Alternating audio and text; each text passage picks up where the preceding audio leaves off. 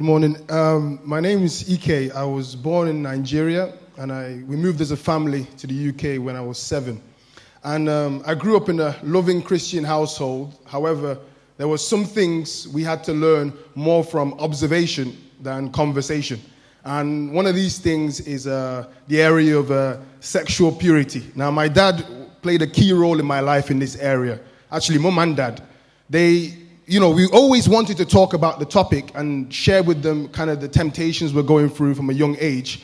However, their answers would be like in parables and stories. Mum would say something like, if you take something from a monkey, you owe the monkey something. I'm thinking, well, okay, what does that mean? My dad would tell us stories. One of the stories my dad told me that has lived with me for a long time is when we moved here as a family, he went to Sheffield to kind of advance his education.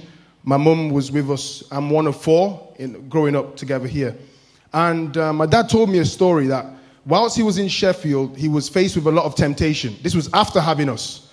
And he told me that once he was faced with temptation, he went to his room and he prayed. He said, I'll try and do it in his accent. Let me change my accent. 1 second. God, if I ever do anything with any of these women, whether she has AIDS or she doesn't have AIDS, let me have it. That's the kind of prayer. I'll translate that in English. If I ever do anything with these women, if she has AIDS or she doesn't have it, give it to me. That's what he meant. Right. So I wrote a poem just to thank my dad, and this is in one of my books on purity. It says here, my earthly father modeled my heavenly father. I grew up with this consistent picture. If my dad was a wild dude, I probably would have twisted some scriptures. I have been in some places and spaces where I wanted to commit sexual sin, but I remembered what Daddy said, and I stopped when I remembered him.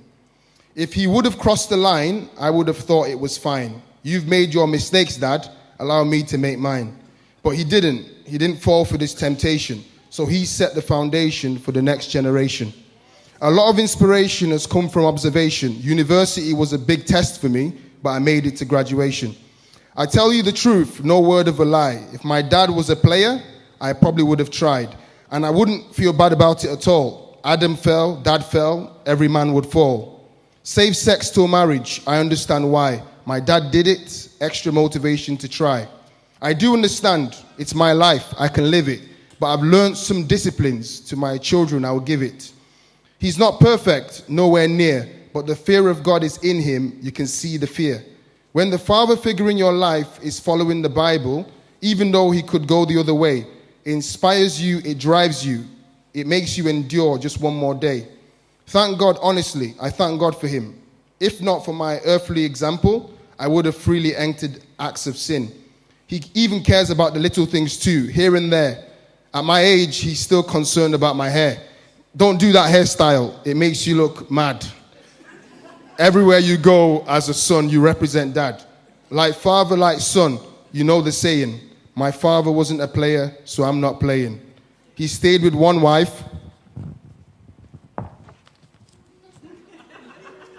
Just turning the page. He stayed with one wife, so I'm staying. In God I trust, day out and day in. This is my story.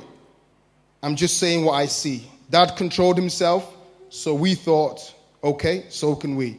I'm grateful for my earthly father and the good examples around me. Thank you for being a good example and a good influence in this area of sexuality. Thank you very much. God bless.